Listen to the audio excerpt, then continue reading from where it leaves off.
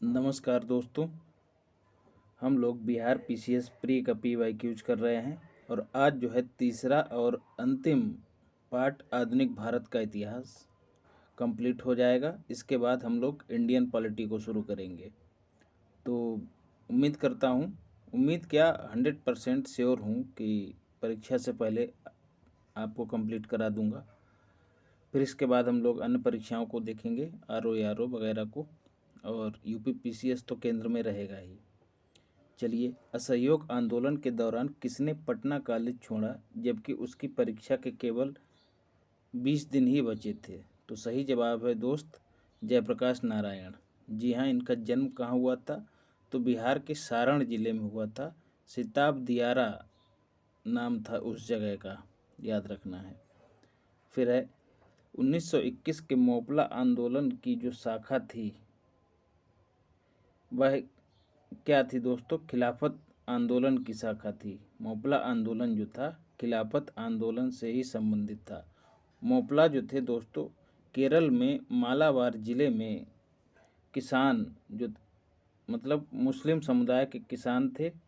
होता ये था साथियों, यहाँ पर जो जमींदार थे वो इन पर ज़्यादा से ज़्यादा टैक्स लगाते थे और वसूली करते थे, और साथ ही जो ऋण वगैरह की व्यवस्था थी उसमें भी ऊंची दरों पर ब्याज वसूलते थे। तो इस वजह से ये परेशान थे।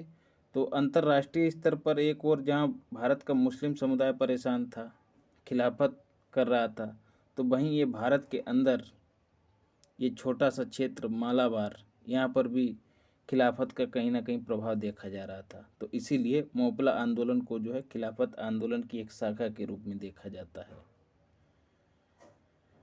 फिर 1920 से 22 के असहयोग आंदोलन के दौरान बिहार में प्रचलित मान्यताओं में से एक यह थी कि उनकी जीत होगी, क्योंकि गांधी जो थे, सही विकल्प है, क्योंकि गांधी को अंग्रेजों को हराने का तरीका पता था। लोगों को यह पता था कि गांधी जी जो थे वो तरीका जानते हैं इनको हराने का, और लोगों की जीत होगी। क्यों साथियों? क्योंकि इससे पहले गांधी जी कई आंदोलनों में हिस्सा ले चुके थे। जैसे चंपारण हो गया, वहाँ सफलता प्राप्त की। फिर अहमदाबाद में मिल मजदूरों को न्याय दिलवाया। तो इन सब घटनाओं से प्रेरित होकर उन लोगों को ऐसा विश्वास हो गया था।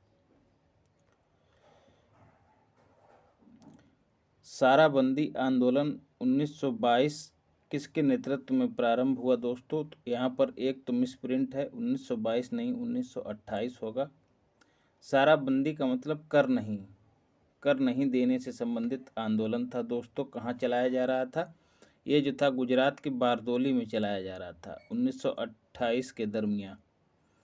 तो पटेल जी जो थे इसका नेतृत्व कर रहे थे। तो वही बात जो मैंने अभी कही है कि कोई कर नहीं, उसी को वहाँ पर स्थानीय भाषा में साराबंदी कहते थे। तो यह आंदोलन चलाया जा रहा था। तो सवाल है कि चलाया किसके नेतृत्व में जा रहा था? तो जवाब होगा सरदार वल्लभ भाई पटेल। फिर 1921 का मोपला विद्रोह कहाँ हुआ था? रिपीटेड क्वेश्चन साथियों, ये इस बात का प्रमाण है कि किस तरह से रिपीटेड क्वेश्चन परीक्षाओं में पुनः पूछे जाते हैं। तो केरल में हुआ था और मालाबार जिले में हुआ था। फिर किस घटना के कारण गांधी जी ने असहयोग आंदोलन वापस ले लिया था? तो सभी को पता होना चाहिए और कई लोगों को पता भी होगा। चौरी चौरा कांड के कारण वापस ले लिया था। चौरी चौरा कांड जो है दोस्तों 4 फरवरी 1922 को गोरखपुर में हुआ था। याद रखना है, पूछ लिया जाता है कि चौरी चौरा कहाँ स्थित है, तो गोरखपुर में स्थित है, यह भी याद रखना है। हिंसा हो गई थी यहाँ पर, तो गांधी जी ने उसको वापस ले लिया था, क्योंकि जो प्रदर्शनकारी थे उन्होंने थाने को आग लगा दी थी और 22 से 23 जो हैं पुलिसकर्मी जो हैं वो घायल हो गए थे, मर गए थे। तो वापस ले लिया था। कब उसको आधिकारिक रूप से वापस लिया दोस्तों? तो 12 फरवरी को लिया, बारदोली में। बारदोली कहाँ स्थित है दोस्तों? गुजरात में। वहाँ पर कांग्रेस की बैठक के दौरान जो है उसको वापस लिया। फिर असहयोग आंदोलन के स्थगन संबंधी घटनाओं का सही क्रम इंगित करें। वही जो अभी हमने पहले पढ़ा है। तो देखेंगे पहले क्या हो रहा है। चौरी चौरा में पुलिस गोलीकांड हुआ दोस्तों, सही है। उसके बाद उग्र भीड़ द्वारा पुलिस थाना को जलाया गया। जी हाँ, पहले पुलिस ने गोलीबारी करी प्रदर्शनकारियों पर किसी बात को लेके, फिर जो है भीड़ जो है आक्रामक हो गई और उसने पुलिस थाने को जला दिया। फिर तीसरे नंबर पर गांधी जी द्वारा आंदोलन का स्थगन कर दिया गया और चौथे नंबर पे जो है गांधी जी की गिरफ्तारी हो गई। तो सही विकल्प होगा 1, 2, 3, 4, चारों सही हैं। ए विकल्प सही होगा। फरवरी 1922 में पुलिस चौकी से आग लगाने की घटना से संबंधित चौरी चौरा किस राज्य में है? देखिए, पूछ लिया गया। तो उत्तर प्रदेश राज्य में है। और जिला कौन सा है दोस्तों? जिला है गोरखपुर। लॉर्ड सिन्हा ने 1921 में कहाँ के गवर्नर पद से त्यागपत्र दे दिया? तो लॉर्ड सिन्हा जो थे साथियों, बंगाल में जन्मे थे और ये भारत के पहले व्यक्ति थे जो एडवोकेट जनरल नियुक्त किए गए थे। बाद में इनको जो है गवर्नर का पद दे दिया गया। फिर जो है इन्होंने स्वास्थ्य कारणों के चलते उससे इस्तीफा दे दिया था। 1923 से 28 के काल में भारतीय राजनीति में क्रांतिकारी कार्यविधियों की पुनरावृत्ति का कारण क्या था? तो सही जवाब है गांधी जी द्वारा असहयोग आंदोलन का स्थगन। जी हाँ दोस्तों, 1923 के बाद जो है क्रांतिकारी गतिविधियों की पुनरावृत्ति में वृद्धि हो गई थी, तेजी से होने लग गई थी। क्रांतिकारी गतिविधियां बोले तो तमंचे के दम पे आज़ादी, हिंसात्मक गतिविधियों के माध्यम से आज़ादी। तो होता ये था दोस्तों, गांधी जी जो थे वो सत्य और अहिंसा के पुजारी थे। इसी मार्ग पे चलते हुए यह आज़ादी पाना चाहते थे। तो एक बड़ा वर्ग जो इनसे नहीं जुड़ाव महसूस करता था वो था गर्म खून वाला, हाँ, क्रांतिकारी स्वभाव वाला। तो वो पहले ही इनसे जुड़ाव महसूस नहीं करता था। दूसरा, जब इन्होंने असहयोग आंदोलन वापस ले लिया तब जो है उसको और मौका मिल गया। तो इसी वजह से जो है गतिविधियां शुरू हो गई थी। फिर है स्वराज दल की स्थापना असफलता के बाद हुई। किसकी असफलता के बाद? तो पुनः वही सवाल है, असहयोग आंदोलन की असफलता के बाद दोस्तों स्वराज पार्टी की नींव डाली। किसने डाली? CR दास ने। कब डाली ये भी पूछ लिया जाता है। 1923 में डाली। मोतीलाल नेहरू जो थे इसके महासचिव बने और CR दास जी जो थे इसके अध्यक्ष बने। तो याद रखना है, ये इस बात से सहमत नहीं थे कि गांधी जी को आंदोलन वापस लेना चाहिए था। तो इसी बात से खिन्न होकर और भी कई कारणों से इन्होंने अपनी अलग पार्टी का गठन कर लिया। फिर सवाल पूछ लिया स्वराज दल की स्थापना किसने की? तो सही जवाब CR दास ने। रिपीटेड क्वेश्चन है दोस्तों। आगे बढ़ते हैं। 1900, लेकिन आप लोग उसको जरूर पढ़ लीजिएगा। 1922 में गया के इंडियन नेशनल कांग्रेस के अधिवेशन के अध्यक्ष कौन थे दोस्तों? तो वही CR दास जी जो थे 1922 में जेल से छूटे थे और 1922 में कांग्रेस सम्मेलन का उनको अध्यक्ष निर्वाचित किया गया। और आंदोलन की समाप्ति के बाद मतभेद पैदा हो गए थे फिर से। तो एक वर्ग था जो इनकी इस मत का विरोध कर रहा था। किस मत का? इनका मानना था कि सरकार में अंदर जाकर सुधार किया जाए, तो चुनाव लड़े जाएं। तो इस बात का इनका ये मत था। तो इसका विरोध कौन कौन कर रहा था? राजगोपालाचारी, वल्लभ भाई पटेल, राजेंद्र प्रसाद, NG रंगा। तो ये लोग इनका विरोध कर रहे थे। तो इन्हीं कारणों के चलते इन्होंने अपनी अलग पार्टी बनाई और उसी समय जो है अध्यक्ष पद से इस्तीफा दे दिया। रिपीटेड क्वेश्चन, आगे बढ़ते हैं। अतः सदैव सहमति के साथ और अक्सर वाणिज्य मंडल के निर्देशों पर भारत सरकार चलती है और इसे व्हाइट मैन्स बर्डन कहा जाता है। यह कथन किसका है दोस्तों? तो सही जवाब है सच्चिदानंद सिन्हा का है। जी हाँ, ये वही सच्चिदानंद सिन्हा हैं जो संविधान सभा के पहले अस्थायी अध्यक्ष रहे हैं। साइमन कमीशन पहली बार भारत कब आया था दोस्तों? तो 1928 में आया था। क्यों आया था, क्या उद्देश्य था? 1919 में जो एक्ट बना था उसमें यह प्रावधान था कि उसकी 10 वर्ष पर समीक्षा की जाएगी। लेकिन ब्रिटिश सरकार जो थी राजनीतिक स्वार्थ के चलते जो है उसने पहले ही इसकी समीक्षा की घोषणा कर दी। तो 27 में जो है साइमन कमीशन का गठन कर दिया गया और 1928 में उसको भारत भेज दिया गया। और पूछ लिया जाएगा मुंबई में कब आया था। सबसे पहले तो 3 फरवरी 1928 को आया था, याद रखना है। और महत्वपूर्ण दोस्तों कई फैक्ट हैं मैंने निकाले हैं आपके लिए। लोकनायक जो है किसको कहा जाता है? जेपी को कहा जाता है, जयप्रकाश को कहा जाता है। देशबंधु किसे कहा जाता है? चित्तरंजन दास को कहा जाता है, मतलब CR दास को कहा जाता है। दीनबंधु CF एंड्रयूज को कहा जाता है। और लोकहितवादी जो है दोस्तों गोपाल हरि देशमुख को कहा जाता है। जो लोग इतिहास को जो है हवा समझते हैं, ये उस समय के अभाव के चलते दोस्तों कुछ भी कह लीजिए, नहीं तो इतिहास जो है आप जीने लगते, ये आपकी उंगलियों पे होता, कतई हुआ नहीं है, एकदम हलवा हो जाता। फिर है रिक्त स्थानों की पूर्ति कीजिए। नेहरू रिपोर्ट की अध्यक्षता में एक कमेटी द्वारा तैयार किया गया था और इसका विषय था, नेहरू रिपोर्ट जो थी दोस्तों मोतीलाल नेहरू की अध्यक्षता में एक कमेटी द्वारा तैयार की गई थी और इसका विषय क्या था दोस्तों? विकल्प इसका होगा भारत में संवैधानिक व्यवस्थाएं करना। जी हाँ दोस्तों, राज्य सचिव जो थे लॉर्ड बिर्केनहेड, उन्होंने एक चुनौती दे दी थी भारतीय नेताओं को कि भारतीय नेता जो हैं संवैधानिक सुधार नहीं कर सकते हैं। तो उसी के जवाब में मोतीलाल नेहरू की अध्यक्षता में 8 सदस्यीय एक समिति का गठन किया गया 1928 में, जिसका उद्देश्य यही था कि देश में जो है संवैधानिक सुधारों को किस तरह से एक अमली जामा पहनाया जाए। तो इन्हीं इस रिपोर्ट में जो है दोस्तों कई अधिकारों की मांग की गई थी, जैसे मौलिक अधिकार हो गए या फिर डोमिनियन स्टेटस की मांग की गई थी।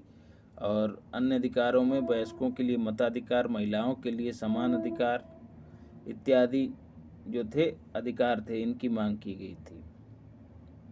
तो नेहरू रिपोर्ट इसी को कहते हैं। पूर्ण स्वराज का प्रस्ताव लाहौर कांग्रेस में पारित किया गया था किस वर्ष में दोस्तों? तो सही जवाब है 1929 में। जी हाँ, जब नेहरू रिपोर्ट जो है इन्होंने तैयार कर ली थी तो उसको स्वीकार करने के लिए उसको सरकार को जो है अल्टीमेटम दिया। कांग्रेस के कलकत्ता अधिवेशन में ब्रिटिश सरकार को अल्टीमेटम दिया गया कि नेहरू रिपोर्ट को या तो स्वीकार कर ले या फिर एक बड़े जन आंदोलन का सामना करने के लिए तैयार रहे। लेकिन दोस्तों सरकार ने जो है निश्चित समय सीमा में कोई भी संतोषजनक उत्तर नहीं दिया। अंततः 1929 में जवाहरलाल नेहरू जो हैं उनकी अध्यक्षता में कांग्रेस का ऐतिहासिक लाहौर अधिवेशन हुआ, याद रखना है। कौन अध्यक्ष थे? जवाहरलाल नेहरू। तो 31 दिसंबर 1929 को मध्य रात्रि का घंटा बजा और कांग्रेस अध्यक्ष नेहरू ने लाहौर में रावी के तट पर जो है भारतीय स्वतंत्रता का झंडा फहरा दिया। जी हाँ, रावी को ही साथियों, ये लाहौर अधिवेशन भी रावी नदी से संबंधित है। और दोस्तों दसराग युद्ध जिसको हमने प्राचीन इतिहास में पढ़ा है, दसराग युद्ध, वो भी रावी नदी के तट पर हुआ था और उस समय उसका नाम क्या था? परुष्णी नदी, याद रखना है, पूछ लिया जाता है, परुष्णी नदी था। तो दोस्तों जब ये झंडा 31 दिसंबर 1929 को फहराया गया था तो समिति के द्वारा जो है एक निर्णय लिया गया कि प्रतिवर्ष 26 जनवरी 1930 का जो दिन है उसको पूर्ण स्वराज दिवस के रूप में या फिर स्वतंत्रता दिवस के रूप में मनाया जाएगा।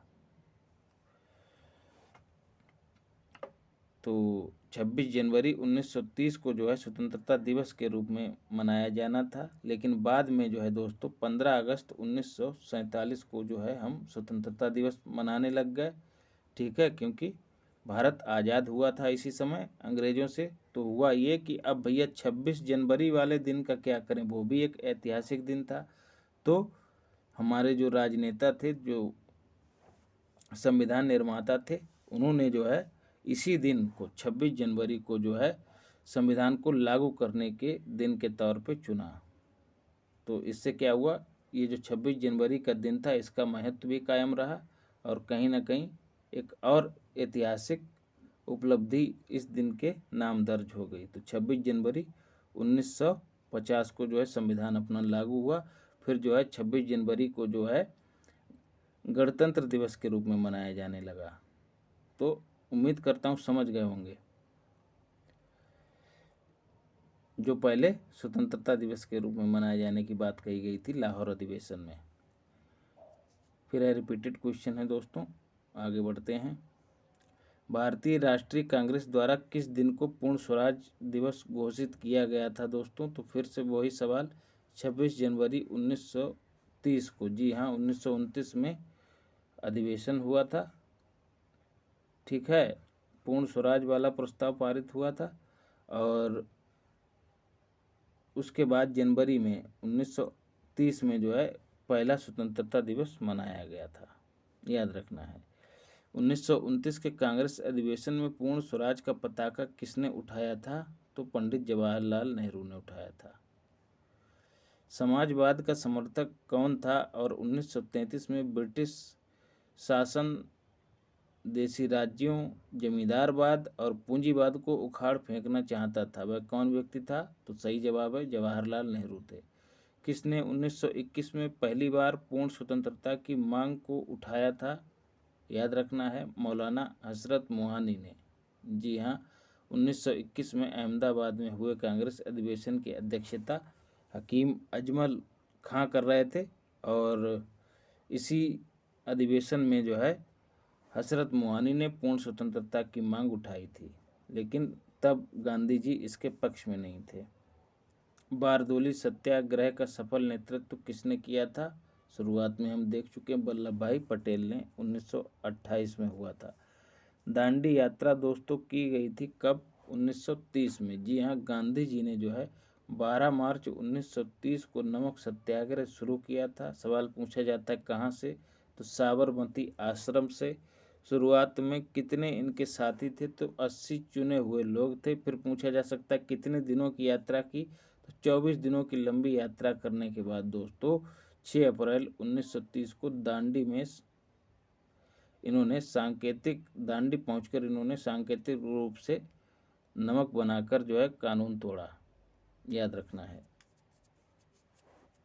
और आंदोलन का जो है सविनय अवज्ञा आंदोलन का शुभारंभ किया। पिछली बार भी हम चर्चा कर चुके हैं कि सविनय अवज्ञा आंदोलन क्या था। फिर है 279, 1930 में महात्मा गांधी ने सविनय अवज्ञा आंदोलन कहाँ से प्रारंभ किया? देखिए वही जो मैं कह रहा था, पूछ लिया गया, साबरमती से प्रारंभ किया। नमक सत्याग्रह के दौरान बिहार में लोगों ने नमक बनाने के साथ साथ किस कर के विरोध के रूप में सरकार का विरोध किया? तो चौकीदारी कर के लिए जो है सरकार का विरोध किया बिहार वासियों ने, याद रखना है।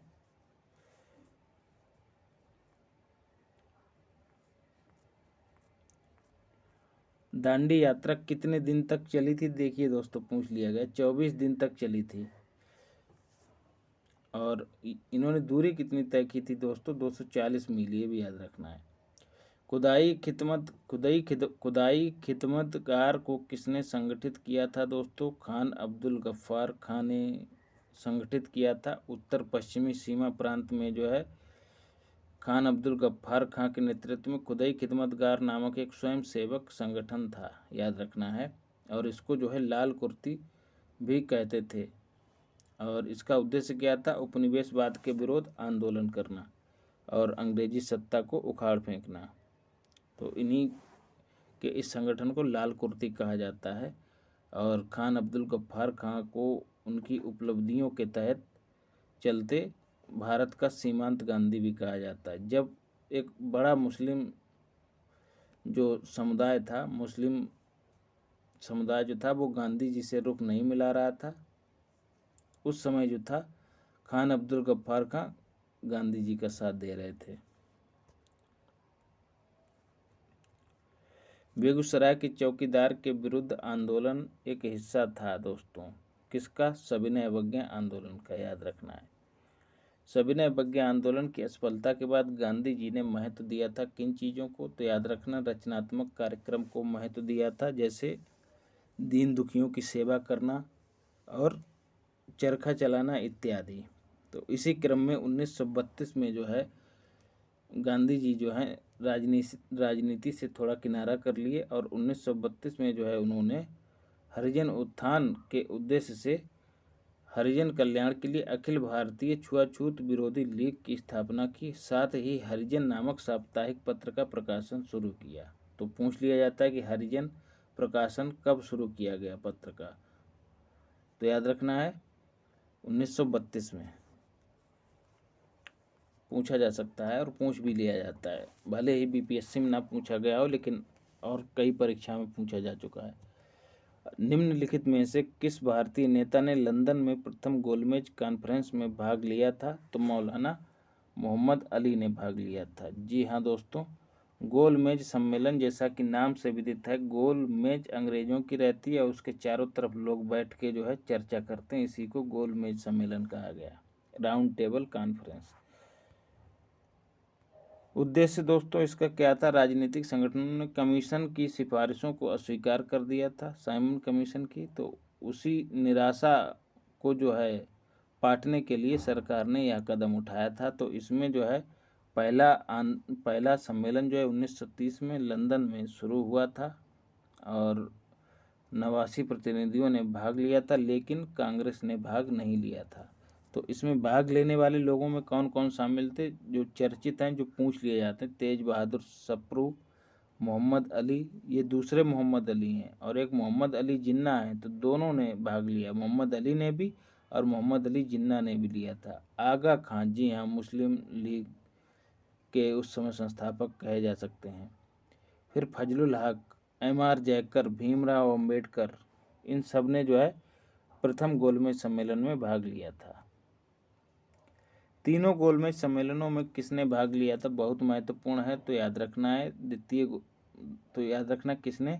बी.आर. अम्बेडकर ने लिया था। और दोस्तों दूसरे गोलमेज सम्मेलन में जो है गांधी जी ने भाग लिया था कांग्रेस के प्रतिनिधि के रूप में, और इसमें जो है सरोजिनी नायडू, मदन मोहन मालवीय, एनी बेसेंट इनके साथ थी, इन्होंने भी हिस्सा लिया था। लेकिन दोस्तों एक सवाल पूछ लिया जाता है कि मदन मोहन मालवीय और एनी बेसेंट ने जो है अपने खर्चे से इसमें भाग लिया था, याद रखना है। आज के नेता अगर उस समय होते तो देश को बेच खाते। ये देखिए साथियों, यही देशभक्ति है कि अपना पैसा खर्च करके लंदन गए और हिस्सा लिया।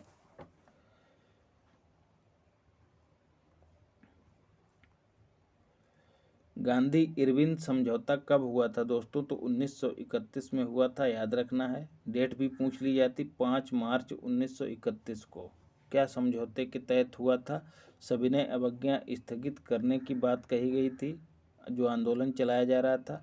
युद्धबंदी, जिनके विरुद्ध हिंसा का आरोप नहीं था उन्हें मुक्त करने की बात कही गई थी, और शांतिपूर्वक धरना देने की बात कही गई थी। नमक कर हटाने की बात की गई थी, और जो है दोस्तों गोलमेज सम्मेलन में भाग लेने के लिए कांग्रेस तैयार हुई थी, याद रखना है।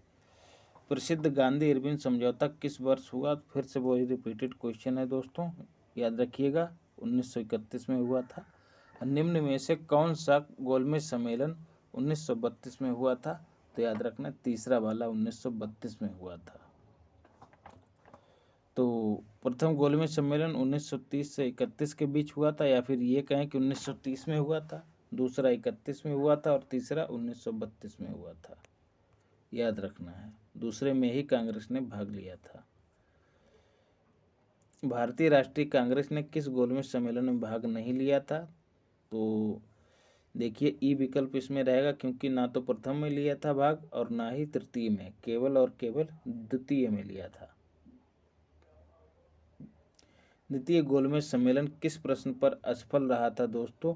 याद रखना है, सांप्रदायिक प्रतिनिधित्व के नाम पर जो है असफल रहा था। इसको कम्युनल अवार्ड भी कहते हैं, याद रखना है। द्वितीय गोलमेज सम्मेलन के समय वायसराय जो था कौन था भारत का? तो याद रखना वेलिंगटन थे। प्रधानमंत्री दोस्तों कौन था? तो मैकडोनाल्ड थे प्रधानमंत्री ब्रिटेन के। और गांधी जी जिस जहाज से गए थे, यह भी पूछ लिया जाता है, उस जहाज का नाम दोस्तों राजपुताना था।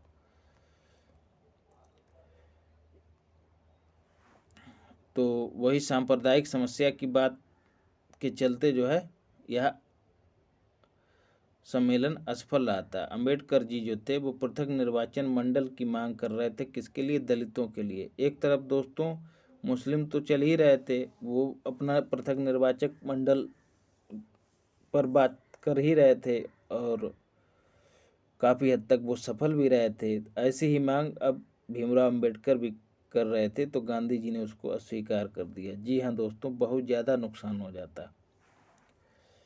तो इसी वजह से दोनों में मतभेद हो गया और अंततः यह समाप्त घोषित कर दिया गया। फिर है महात्मा गांधी दिसंबर 1931 में खाली हाथ कहाँ से भारत लौटे थे? तो सही जवाब है लंदन से। क्यों? क्योंकि वहीं पर गए थे ना वो समझौते कॉन्फ्रेंस में भाग लेने के लिए।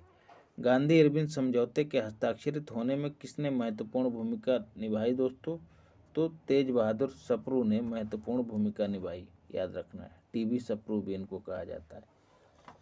फिर है 5 मार्च 1931 को निम्न में से कौन सा समझौता हुआ था? तो गांधी इरविन समझौता हुआ था। अगस्त 1992 के रैमजे मैकडोनाल्ड के सांप्रदायिक पंचायत के द्वारा पहली बार एक पृथक निर्वाचक समूह बनाया गया था। किसके लिए? अछूतों के लिए। जी हाँ, यही पूरा का पूरा मसला था रैमजे मैकडोनाल्ड।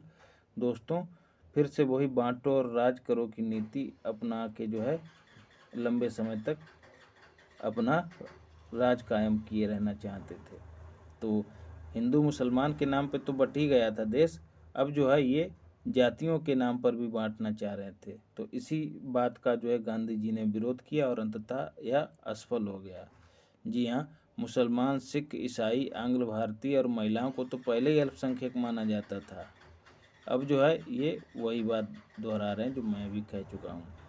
सांप्रदायिक अवार्ड एवं पूना पैक्ट में क्रमशः दलित वर्ग के लिए कितनी सीटें दी गई थीं? बहुत महत्वपूर्ण है दोस्तों। जब जो है समझौता, जब सम्मेलन असफल हो गया, उसको जो है समाप्त मान लिया गया, उसके बाद जो है सांप्रदायिक अवार्ड, वही कम्युनल अवार्ड वाली बात चली, तो काफ़ी दिनों तक रस्साकसी चलती रही। उसके बाद समझौता हुआ जिसे पूना पैक्ट कहा जाता है दोस्तों। और ये कब हुआ था? 24 सितंबर 1932 को हुआ था। इस समझौते के तहत गांधी जी और अंबेडकर के बीच यह समझौता हो गया, मतलब यह निर्णय हुआ कि जो प्रांतीय विधानमंडल हैं वहाँ पर दलितों के लिए सुरक्षित सीटों की संख्या जो पहले 71 थी उन्हें बढ़ाकर 148 कर दिया जाए, और साथ ही जो केंद्रीय विधानमंडल में दलितों के लिए सुरक्षित सीटें हैं उनमें 18% की वृद्धि की जाए। यही जो है पूना समझौते के तहत मुख्य प्रावधान हुआ था, और पूना समझौते को ही पूना पैक्ट के नाम से भी जाना जाता है, याद रखिएगा। फिर है बहिष्कृत भारत जनरल किसने शुरू किया था दोस्तों? तो याद रखना बाबा साहब अम्बेडकर ने शुरू किया था। और 1924 में जो है इन्होंने बहिष्कृत हितकारिणी सभा नामक एक संस्था भी बनाई थी। पूछ लिया जाता है कब बनाई थी, किसने बनाई थी। अपने किस कार्यकारिणी कमेटी में कांग्रेस ने भू स्वामित्व को समाप्त करने की नीति अपनाई थी दोस्तों? तो कार्यकारिणी कमेटी 1937 में। किस अधिनियम के बारे में जवाहरलाल नेहरू ने कहा था कि हमें एक ऐसी कार दी गई थी जिसमें सब ब्रेक थे किंतु इंजन था ही नहीं? तो भारत शासन अधिनियम 1935। जी हाँ, नेहरू जी जो थे 1947 से 1964 तक भारत के प्रधानमंत्री रहे थे। फरवरी 1938 में बिहार की चुनी हुई सरकार ने किस कारणवश इस्तीफा दे दिया था? तो याद रखना है किस कारणवश इस्तीफा दिया था? राजनीतिक बंदियों को छोड़ने के कारण।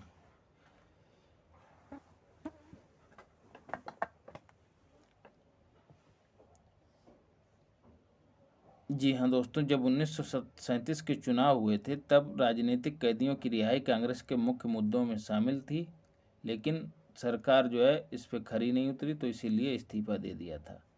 बिहार किसान सभा से कौन जुड़ा हुआ था? तो याद रखना है स्वामी सहजानंद सरस्वती, ये भी जुड़े थे। राहुल सांकृत्यायन, ये भी जुड़े थे।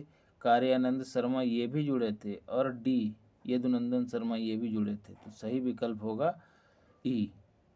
कांग्रेस सोशलिस्ट पार्टी की पहली बैठक कहाँ हुई थी दोस्तों? तो याद रखना है पटना में हुई थी पहली बैठक। अखिल भारतीय किसान कांग्रेस का गठन कब किया गया था दोस्तों? तो याद रखना है 1936 में किया गया था। और कहाँ किया गया था? लखनऊ में। और जब इसकी स्थापना हुई थी तब इसका नाम अखिल भारतीय किसान कांग्रेस था, लेकिन बाद में इसका अखिल भारतीय किसान सभा नाम कर दिया गया था। तब इसके संस्थापक जो थे दोस्तों कौन थे? स्वामी सहजानंद सरस्वती थे। और इनके महासचिव कौन थे? एन.जी. रंगा। और यही अध्यक्ष भी थे। और सहजानंद सरस्वती अध्यक्ष भी थे। बाद में दोस्तों फैजपुर में जब कांग्रेस का एनुअल जब वार्षिक सम्मेलन हो रहा था, अधिवेशन हो रहा था, तो वहाँ पर भारतीय किसान कांग्रेस का दूसरा सत्र चल रहा था। उसकी अध्यक्षता एन.जी. रंगा ने की थी। तो एन.जी. रंगा पहले में सचिव थे, दूसरे में अध्यक्ष बन गए। फिर रिपीटेड क्वेश्चन है, आगे बढ़ते हैं। वह कौन, मतलब हूबहू जो होते हैं उन्हीं को मैं नहीं बोलता हूँ, बाकी सब चल तो रहा है रिपीटेड ही। वह कौन सी जगह थी जहां अखिल भारतीय किसान सभा का पहला अधिवेशन हुआ था दोस्तों? तो इलाहाबाद में हुआ, माफ़ कीजिएगा, लखनऊ में हुआ था। स्वामी सहजानंद सरस्वती ने भूमि और जलमार्ग के राष्ट्रीयकरण की मांग के साथ अखिल भारतीय संयुक्त किसान सभा का गठन कब किया था? तो उनकी मृत्यु से ठीक पहले। जी हाँ दोस्तों। भारत ट्रेड यूनियन कांग्रेस के पहले अध्यक्ष कौन थे? तो लाला लाजपत राय थे। याद रखना है दोस्तों। 1920 में जो है ये और भी अध्यक्ष बने थे कांग्रेस के विशेष अधिवेशन के, जब असहयोग आंदोलन की शुरुआत होने वाली थी और प्रस्ताव जो है इन्हीं के समय में रखा गया था। तब विशेष अधिवेशन, वैसे तो एक साल के अंतराल पे अधिवेशन होता था, मतलब एक साल में होता था अंत में, लेकिन बीच में ज़रूरत पड़ गई असहयोग आंदोलन के कारण, तो अध्यक्षता जो है लाला लाजपत राय LLR ने की थी। याद रखना है। और फिर जो है जो इनका बाद में कांग्रेस का जो है जो विधिवत अधिवेशन हुआ उसकी अध्यक्षता सी राघवाचारी ने की थी। याद रखना है, सी राघवाचारी। तो विशेष की LLR ने की थी और जो सामान्य होता है उसकी सी राघवाचारी ने की थी। अखिल भारतीय ट्रेड यूनियन कांग्रेस को जो है एटक भी कहते हैं, all India trade union Congress. याद रखना है। और इसकी स्थापना M.N. जोशी ने की थी। N.M. जोशी ने की थी 1920 को बम्बई में की थी। याद रखना है।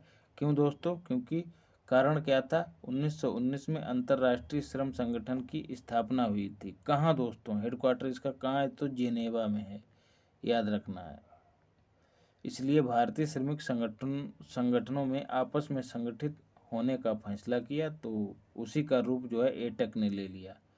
इसके प्रथम अध्यक्ष लाला लाजपत राय जी थे और उपाध्यक्ष जोसेफ बैप्टिस्टा थे और महामंत्री जो थे दीवान चमनलाल बजाज थे। याद रखना है।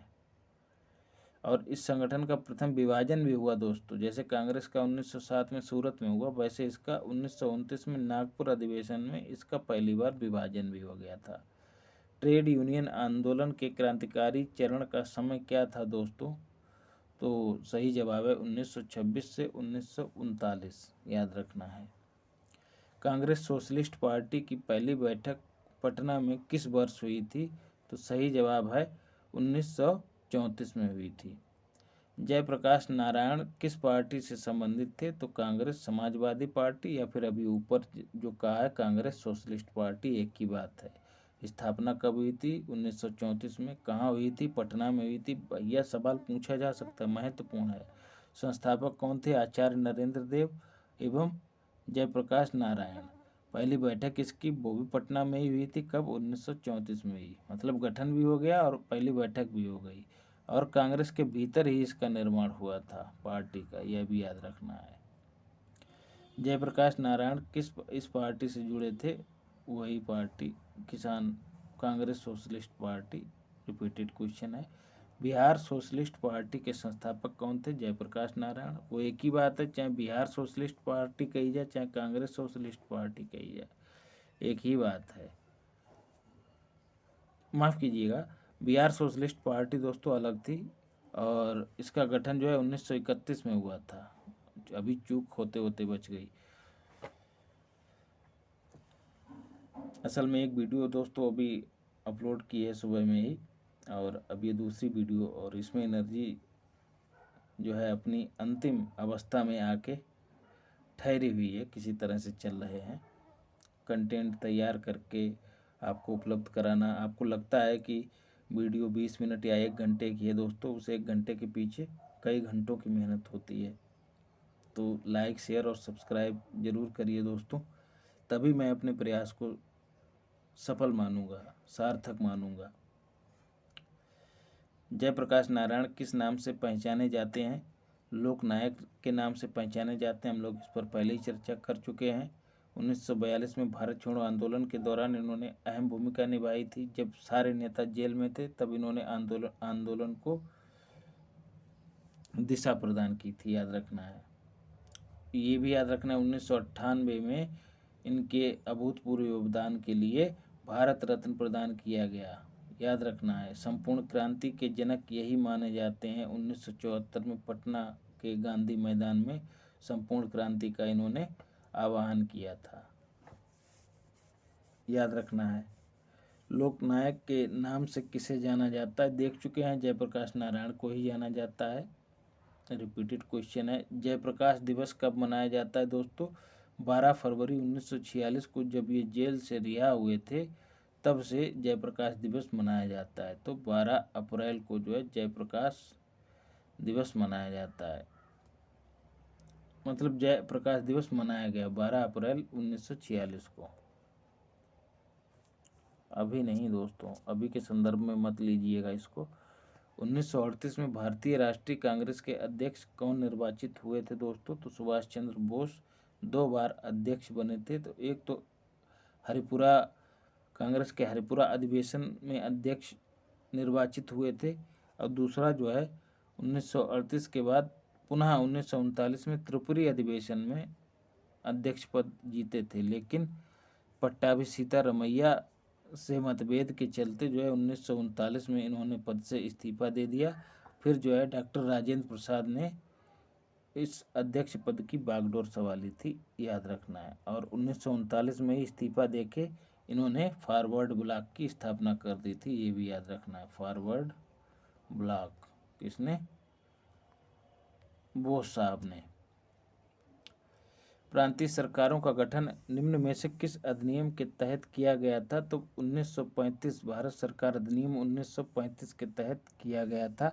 1937 में इसी अधिनियम के आधार पर चुनाव कराए गए थे, जिनमें 5 प्रांतों में जो है कांग्रेस को पूर्ण बहुमत प्राप्त हुआ था। मद्रास, बिहार और मध्य प्रांत, संयुक्त प्रांत और बरार, याद रखना है। माफ कीजिएगा, मध्य प्रांत और बरार, साथ साथ 5वां जो है उड़ीसा है। फिर जो 6 प्रांतों में सरकार बनाई कुल, तो कंफ्यूज नहीं होना है। सरकार बनाने की बात आए तो 6, पूर्ण बहुमत कहाँ? तो 5 प्रांतों में। सीधे सीधे पूछ भी लिया जाता है। इंपीरियल कैडेट कॉर्प्स की स्थापना किसने की थी? तो लॉर्ड कर्जन ने की थी। उद्देश्य क्या था? जो भी नरेश थे उनके राजकुमार और सामंतों के बेटों को सैनिक शिक्षा देना इसका उद्देश्य था, इंपीरियल कैडेट कॉर्प्स। 1927 की बटलर कमेटी का उद्देश्य क्या था दोस्तों? 1927 की बटलर कमेटी का उद्देश्य भारत सरकार तथा देशी राज्यों के मध्य संबंधों को सुधारना था, याद रखना है। फिर है all India state people's conference का गठन कब हुआ था? तो याद रखना है 1927 में हुआ था, all India state people's conference. द्वितीय विश्व युद्ध के समय ब्रिटेन का प्रधानमंत्री कौन था दोस्तों? तो विंस्टन चर्चिल था प्रधानमंत्री ब्रिटेन का। द्वितीय विश्व युद्ध कब से कब तक? 1939 से 45 तक, याद रखना है। विंस्टन चर्चिल ने ही, जब गांधी जी जो थे द्वितीय गोलमेज सम्मेलन में भाग लेने के लिए गए लंदन, तो इसने कहा कि देशद्रोही फकीर जो है उसको जो है गांधी जी को देशद्रोही फकीर की संज्ञा दी और कहा था कि इनको जितना तवज्जो दिया जा रहा है उतना नहीं देना चाहिए था। सीमांत गांधी के नाम से किसे जाना जाता है, अभी हम चर्चा कर चुके हैं दोस्तों। खान अब्दुल गफ्फार खां को जाना जाता है सीमांत गांधी के तौर पे। नाउ और नेवर पैम्फलेट किसने लिखा, याद रखना है रहमत अली ने लिखा है। कैम्ब्रिज विश्वविद्यालय का एक छात्र था दोस्तों रहमत अली, और इसने एक पैम्फलेट लिखा, अभी नहीं तो कभी नहीं। और एक अलग राज्य की मांग की इसने, जिसका नाम पाकिस्तान बताया, और उसको निम्न प्रांतों के संदर्भ में देखा। पी से पंजाब, ए से अफगानिस्तान, के से कश्मीर, एस से सिंध और तान से बलूचिस्तान। इन्हीं सबको मिलाकर इसने एक अलग देश की मांग की रूपरेखा तैयार की थी। पाकिस्तान के अलग राज्य आंदोलन का नेतृत्व किसने किया था, तो मोहम्मद अली जिन्ना ने किया था। याद रखना है 1940 में, मार्च 1940 में लाहौर में अधिवेशन हुआ जब मुस्लिम लीग का, तो अध्यक्ष जो थे मुस्लिम मोहम्मद अली जिन्ना थे, जिन्होंने पाकिस्तान की मांग उठाई थी। महात्मा गांधी द्वारा 1940 में प्रारंभ किए गए व्यक्तिगत सत्याग्रह के तीसरे सत्याग्रही कौन है दोस्तों, पूछ लिया जाता है। पहले विनोबा भावे, दूसरे जवाहरलाल नेहरू और तीसरे ब्रह्मदत्त। बहुत महत्वपूर्ण है, पहले दूसरे ज़्यादा पूछे जाते हैं लेकिन तीसरा आपको याद कर रखना है। 2022 में आया है सवाल। वैयक्तिक सत्याग्रह किसने प्रारंभ किया था, तो वही विनोबा भावे ने किया था। कब किया था, 1940 में किया था, ये पूछा जा सकता है। सर्वोदय शब्द का प्रयोग सर्वप्रथम किसने किया था दोस्तों, तो महात्मा गांधी ने किया था, याद रखना है। सर्वोदय मतलब सबका उदय या फिर सबका उत्थान। किसकी दृष्टि में क्रिप्स प्रस्ताव एक टूटते हुए बैंक के नाम एक उत्तर दिनांकित चेक था, जी हाँ दोस्तों, जवाहरलाल नेहरू की दृष्टि में। और केवल बात की जाए कि एक उत्तर दिनांकित चेक किसने कहा क्रिप्स प्रस्ताव को, तो सही जवाब होगा महात्मा गांधी। लेकिन यहाँ पर बैंक के टूटने की भी बात कही गई है, तो ऐसा जवाहरलाल नेहरू ने कहा था। भारत छोड़ो आंदोलन का नेतृत्व किसने किया था दोस्तों, BR अम्बेडकर, जवाहरलाल नेहरू, महात्मा गांधी, तो सही जवाब है किसी ने भी नहीं। यह स्वतः स्फूर्त आंदोलन था दोस्तों, और इतिहासकारों के अलग अलग मत भी हैं इसके स्वरूप को लेकर। लेकिन बड़े बड़े नेता जो हैं गिरफ्तार हो गए थे, यह आंदोलन अपने आप ही चलता रहा। हालांकि JP हो गए, मीनू मसानी या फिर JB कृपलानी जैसे लोगों ने जो है इसमें अपनी अहम भूमिका निभाई। भारत छोड़ो आंदोलन कब प्रारंभ हुआ था दोस्तों, 9 अगस्त 1942 को हुआ था, याद रखना है। 9 अगस्त 1942 को शुरुआत होते ही सरकार ने जो है ऑपरेशन जीरो चलाया, और जो बड़े बड़े नेता थे कांग्रेस के उन सबको जो है गिरफ्तार कर लिया गया। और गिरफ्तार करने के बाद गांधी जी को जो है सरोजिनी नायडू सहित पूना के आगा खां पैलेस में रखा गया था, याद रखना है, पूछ लिया जाता है कहाँ रखा गया था, तो पूना के आगा खां महल में। और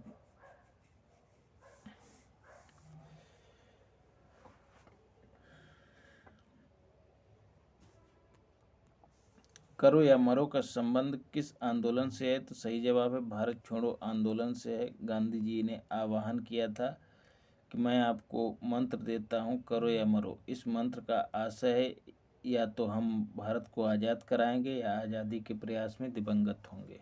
जी हाँ, एकदम बारूद में चिंगारी की तरह काम किया उनके इस मंत्र ने लोगों में। 6 जुलाई 1942 को वर्धा में महात्मा गांधी ने कांग्रेस की कार्यकारी समिति में अपने भारत छोड़ो आंदोलन की चर्चा की। तब उस समिति के अध्यक्ष कौन थे, तो मौलाना अबुल कलाम आज़ाद थे। भारत छोड़ो आंदोलन के समय इंग्लैंड के प्रधानमंत्री कौन थे दोस्तों, याद रखना है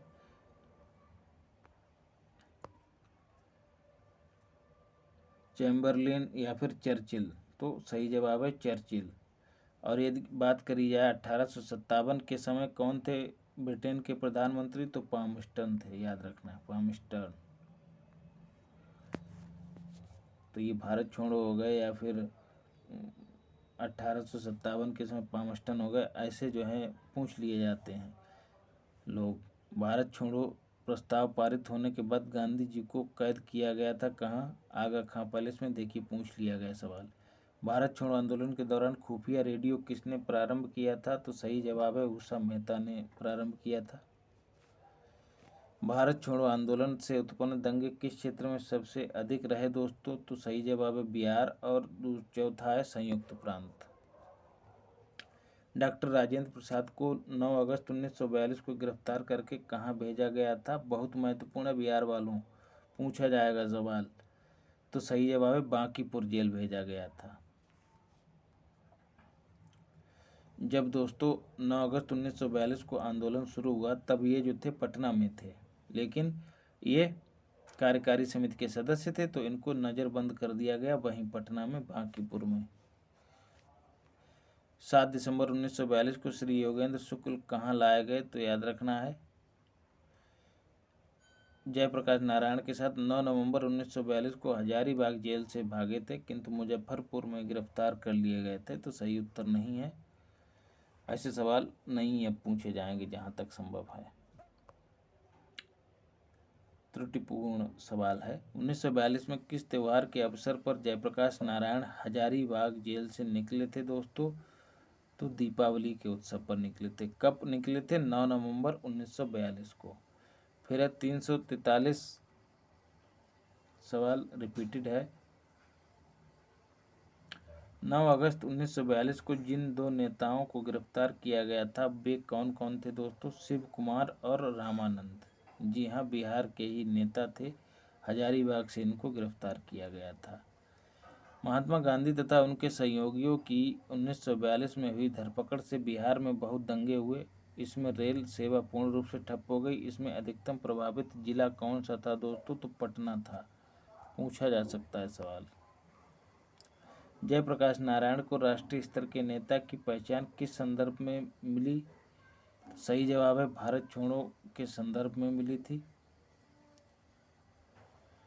आज़ाद दस्ता बिहार में किस आंदोलन के दौरान सक्रिय रहा दोस्तों? भारत छोड़ो आंदोलन के दौरान। और इस दस्ते का नेतृत्व किसने किया था? जयप्रकाश नारायण ने किया था। कौन सी घटना सबसे पहले हुई थी? तो क्रिप्स मिशन दोस्तों मार्च 1942 में आया था। भारत छोड़ो आंदोलन का प्रस्ताव अगस्त 1942 में पारित हुआ था। गवर्नर जनरल के पद पर लॉर्ड बेबल का आगमन कब? 1943 में हुआ था। कैबिनेट मिशन का आगमन 1946 में हुआ था। अतः स्पष्ट है कि क्रिप्स के नेतृत्व में क्रिप्स का मिशन जो है सर्वप्रथम आया था।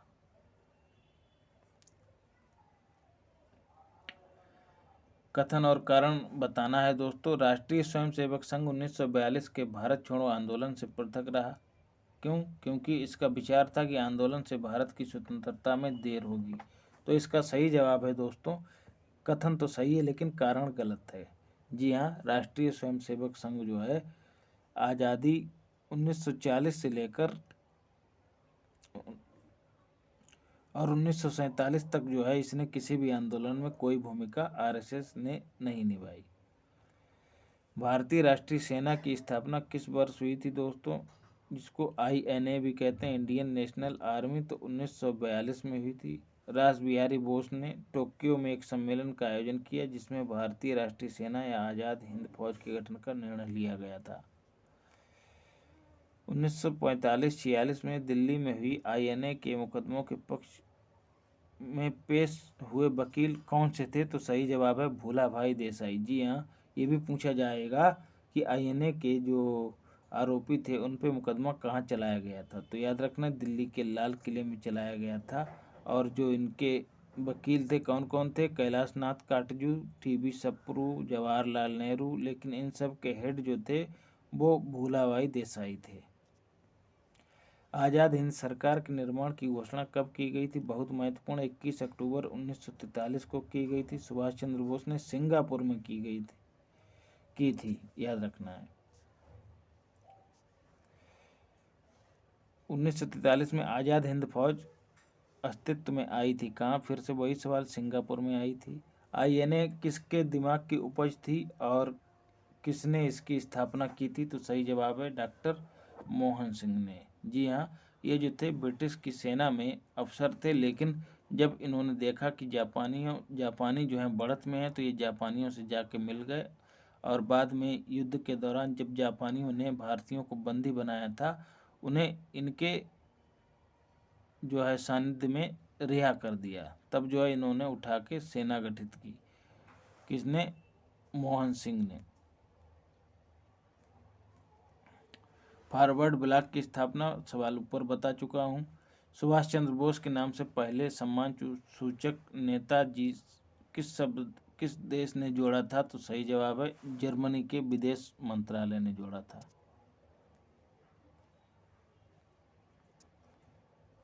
सच्चिदानंद सिन्हा किसके साथ जुड़े थे दोस्तों? तो इनमें से किसी के साथ नहीं जुड़े थे। इन्हें संविधान सभा का पहला अस्थायी अध्यक्ष चुना गया था बस। अखिल भारतीय फॉरवर्ड ब्लॉक की स्थापना के लिए सुभाष जो हैं से कौन जुड़े और INA आंदोलन के साथ भी जुड़े रहे? तो सही जवाब है दोस्तों राम नारायण प्रसाद, बिहार के स्वतंत्रता सेनानी थे ये। फिर है सुभाष चंद्र बोस ने निकोबार द्वीप को नया नाम क्या दिया था दोस्तों? तो अंडमान द्वीप को जो है इन्होंने शहीद नाम दिया था और निकोबार को स्वराज नाम दिया था। फिर सुमेलित करना है दोस्तों, बारदौली कहाँ स्थित है? बारदौली गुजरात में स्थित है। चौरी चौरा गोरखपुर में स्थित है उत्तर प्रदेश के। और फिर जो है ये क्या है भाई, यरबदा महाराष्ट्र में स्थित है। और नावखाली जो है दोस्तों पश्चिम बंगाल में स्थित है। तो सही मिलान कर दिया। थोड़ा प्रिंट अच्छा नहीं है, मैनेज कर लीजिएगा। कैबिनेट मिशन भारत कब आया था दोस्तों? तो सीधे पूछ लिया जाता है 24 मार्च 1946 को आया था कैबिनेट मिशन भारत, दिल्ली में आया था। और पूछा जाता है आया किसके नेतृत्व में था? तो अध्यक्ष जो थे पैथिक लॉरेंस थे और 2 और सदस्य थे स्टेफोर्ड क्रिप्स और AB अलेक्जेंडर, याद रखना है। कैबिनेट मिशन की अध्यक्षता किसके द्वारा की गई थी? तो फिर से वही सवाल, स्टेफोर्ड क्रिप्स पैथिक लॉरेंस के द्वारा की गई थी। स्टेफोर्ड क्रिप्स नहीं, पैथिक लॉरेंस के द्वारा। कौन 1946 में भारत भेजे गए कैबिनेट मिशन का एक सदस्य नहीं था दोस्तों? तो सही जवाब है रैमजे मैकडोनाल्ड नहीं थे। इनमें से कौन कैबिनेट मिशन के सदस्य नहीं थे? रिपीटेड क्वेश्चन देख लीजिएगा। वह कौन सा कांग्रेस अध्यक्ष था जिसने क्रिप्स मिशन व लॉर्ड वेबल दोनों से वार्ताएं की थी दोस्तों? तो अबुल कलाम आज़ाद जो थे ऐसे व्यक्ति थे जिन्होंने क्रिप्स मिशन और लॉर्ड वेबल दोनों से वार्ताएं की थी। अबुल कलाम आज़ाद जो हैं 1940 से लेकर 46 तक कांग्रेस के अध्यक्ष रहे थे। अंग्रेजों द्वारा भारतीयों को 1947 में सत्ता हस्तांतरित किए जाने के समय कांग्रेस अध्यक्ष कौन था? तो सही जवाब है JB कृपलानी। और इनके बाद जो है तुरंत जो है राजेंद्र प्रसाद नियुक्त किए गए थे, याद रखना है। JB कृपलानी की बात करें साथियों तो ये जो है सुचेता कृपलानी के हस्बैंड थे और सुचेता कृपलानी जो थी भारत की पहली महिला मुख्यमंत्री बनी किसी राज्य की, और वो राज्य कौन सा था? UP, याद रखना है। भारत के विभाजन के समय भारतीय राष्ट्रीय कांग्रेस का अध्यक्ष दोस्तों कौन था? तो सही जवाब है JB कृपलानी, आचार्य JB कृपलानी। 1947 के भारतीय राष्ट्रीय कांग्रेस के दिल्ली अधिवेशन की अध्यक्षता दोस्तों किसने की थी? तो याद रखना है राजेंद्र प्रसाद ने की थी। जी हाँ, अबुल राजेंद्र प्रसाद ने की थी। इनसे पहले JB कृपलानी थे, वो 1947 में ही हटे और 1947 में ही राजेंद्र प्रसाद इस पद पे आ गए। तो एक ही वर्ष में दोनों दिखाए जा रहे हैं, लेकिन बाद में जो है राजेंद्र प्रसाद आए हैं। इलाहाबाद में संपन्न कांग्रेस कार्यकारिणी समिति की बैठक जो कि 1942 में हुई, उसमें निम्नलिखित सदस्यों में से एक सदस्य भारत के नाजीवाद, फासीवाद तथा साम्राज्यवाद विरोधी निश्चित रुख के कारण जापान के विरुद्ध गुरिल्ला युद्ध की अपनी योजना के पक्ष में बहुमत जुटाने में सफल हुआ। वह व्यक्ति कौन था? तो जवाहरलाल नेहरू थे। नागरिक सेवाओं के लिए प्रतियोगी परीक्षा प्रणाली के सिद्धांत को किस अधिनियम में स्वीकारा गया था? तो याद रखना 1853 के एक्ट में। फिर है निम्न में से किस अधिनियम के तहत लॉर्ड कॉर्नवालिस को अपनी काउंसिल के फैसलों को रद्द करने का अधिकार मिला था? तो सही जवाब है 1786 के एक्ट के तहत। अब जो है अपनी काउंसिल अपने विवेक के माध्यम से फैसले चेंज कर सकता है ये। फिर है भारत सरकार अधिनियम 1935 ने क्या समाप्त किया दोस्तों? प्रांतों में जो द्वैध शासन लागू था वह अब केंद्र में कर दिया गया था, याद रखना है इस अधिनियम के तहत। फिर पुस्तकें देख लेते हैं और इनके राइटर देख लेते हैं। History of the freedom movement in India दोस्तों किसने लिखी है? ताराचंद ने लिखी है।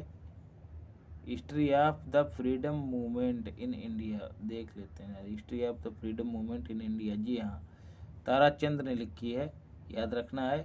History of freedom movement in Bihar दोस्तों किसने लिखी है?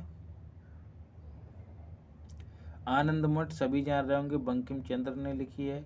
प्रीसेप्ट ऑफ जीसस सभी जान रहे होंगे राजा राममोहन राय ने लिखी है।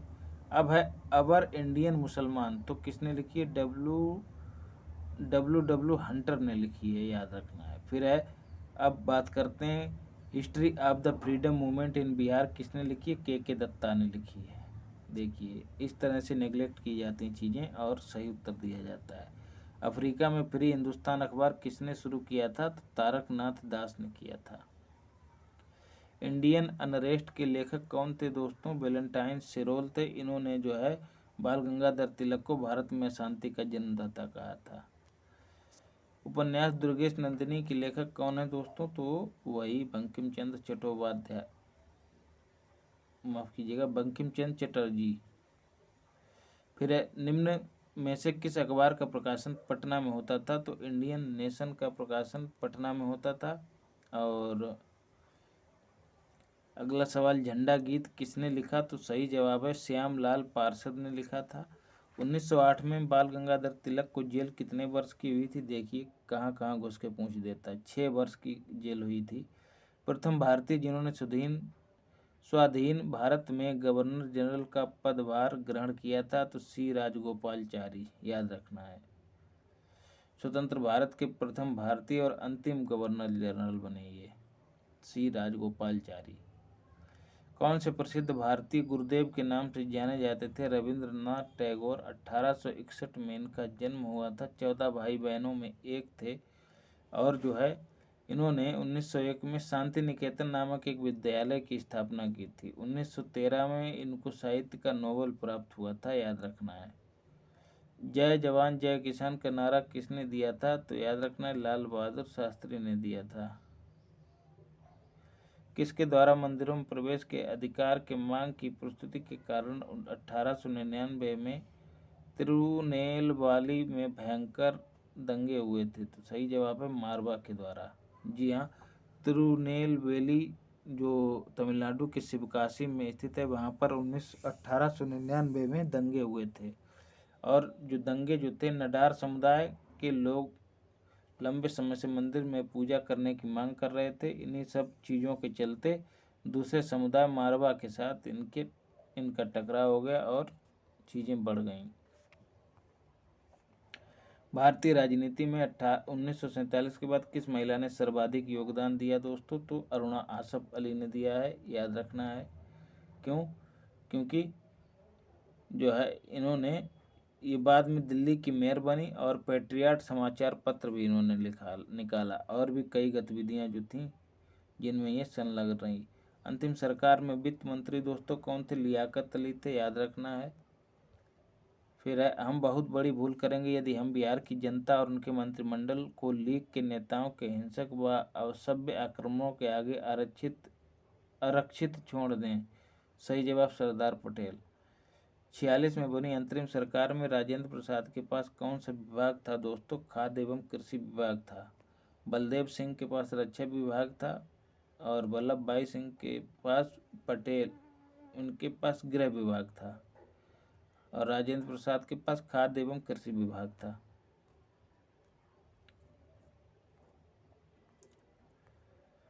उन्नीस में गठित अंतरिम सरकार के मंत्रिमंडल में श्रम विभाग किसे सौंपा गया था? तो जगजीवन राम को सौंपा गया था, याद रखना है।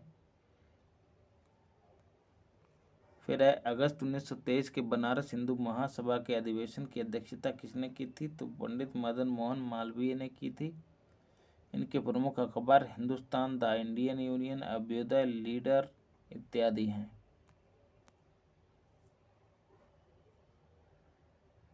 फ्रंटियर गांधी का असली नाम क्या है दोस्तों? तो अब्दुल गफ्फार खां जो है इसका फ्रंटियर गांधी का असली नाम है। याद रखना, इनको सीमांत गांधी भी कहते हैं, इनको फक ए अफगान भी कहते हैं। भारत रत्न कब मिला ये याद रखिएगा, 1987 में।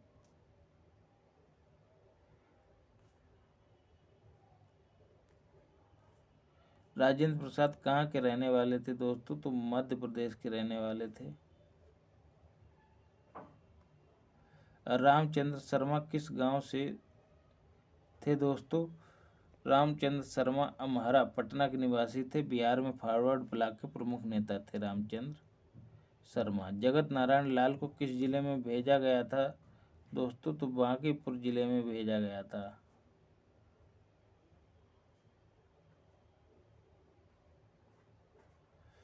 और ये जो थे प्रसिद्ध स्वतंत्रता सेनानी जेपी के सहयोगी थे। विश्व में शांति और आपसी सहयोग स्थापित करने के लिए नेहरू जी ने कौन सा सिद्धांत प्रस्तुत किया था? तो गुटनिरपेक्षता का सिद्धांत प्रस्तुत किया था।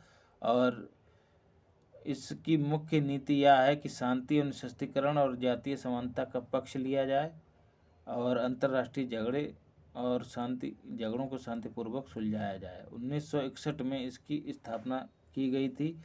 मिस्र के राष्ट्रपति कर्नल नासिर, यूगोस्लाविया के राष्ट्रपति मार्शल टीटो और पंडित जवाहरलाल नेहरू शामिल थे। और इसकी पहली बैठक जो है शिखर सम्मेलन 1961 में बेलग्रेड में आयोजित किया गया था।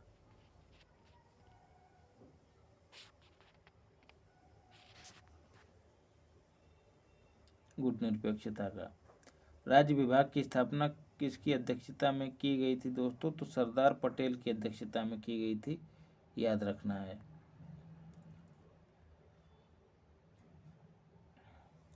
स्वतंत्रता पूर्व बिहार में निम्न में से एक वर्चस्वशाली जाति कौन सी नहीं थी? तो याद रखना, कुर्मी नहीं थी, बाकी सभी वर्चस्वशाली थे, भूमियार, कायस्थ और राजपूत। देवबंद के उस विद्वान का नाम बताएं जिन्होंने स्वतंत्रता आंदोलन के महत्वपूर्ण योगदान में भूमिका निभाई। उस विद्वान का नाम बताएं जिन्होंने स्वतंत्रता आंदोलन में महत्वपूर्ण भूमिका निभाई। तो अबुल कलाम आज़ाद ने निभाई। और इनका एक पत्र जो था वो अल नबदा था, याद रखा जाए, पूछ लिया जाता है। इंडिया विंस फ्रीडम इनकी किताब है, ये भी महत्वपूर्ण है। स्वतंत्र भारत के पहले भारतीय गवर्नर जनरल कौन थे दोस्तों? सही जवाब है श्री राजगोपालचारी। डॉक्टर राजेंद्र प्रसाद को संविधान सभा का सभापति कब चुना गया था दोस्तों? तो याद रखना है 19 दिसंबर 1946 में, जब कांग्रेस अधिवेशन जब 1946 में जब संविधान सभा की दूसरी बैठक आयोजित हो रही थी, याद रखना है 11 दिसंबर 1946 को। किस साल रेगुलेटिंग एक्ट पारित किया गया था दोस्तों? तो 1773 में पारित किया गया था। इसमें क्या हुआ, मद्रास, बम्बई और कलकत्ता की प्रेसिडेंटी को एक साथ कर दिया गया था। और बंगाल का प्रथम गवर्नर जो है किसे बनाया गया था? वारेन हेस्टिंग को बनाया गया था इसी एक्ट के तहत। रेगुलेटिंग एक्ट कब पारित हुआ पता है? 1773 में। ब्रिटिश शासन में संविधान के विकास में कौन सा कानून ऐतिहासिक नहीं है दोस्तों? तो protection of civil rights act 1955 जो है ऐतिहासिक नहीं है, बाकी सब ऐतिहासिक है। Regulating act, charter act, government of India act, याद रखना है। यह जो बात हो रही है protection of civil rights act 1955 में यह संसद द्वारा पारित किया गया था। भारत में मीडिया को नियंत्रित करने के लिए एक्ट कब पारित किए गए थे? तो याद रखना है सही जवाब है विकल्प ए, 1835, 67, 78 और 1908।